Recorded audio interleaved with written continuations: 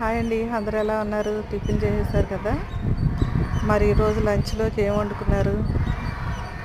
మేమేం వండుకున్నాము చూడండి. ఈరోజు గురువారం కదా, ప్రతి గురువారం కూడా మా ఇంట్లో సగ్గుబియ్యం సేమియా కంపల్సరీ ఉంటుందండి.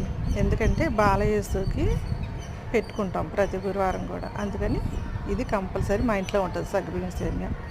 ఇంకా లంచ్లోకి వైట్ రైస్, వేడిగా వైట్ రైస్. ప్రతిరోజు కూడా మా ఇంట్లో రసం, చారులో పప్పుచారు ఏదో ఒకటి ఇలా ప్రతిరోజు ఉండాలని చెప్పాను కదండి. అలా ఈరోజు రసం పెట్టుకున్నాం.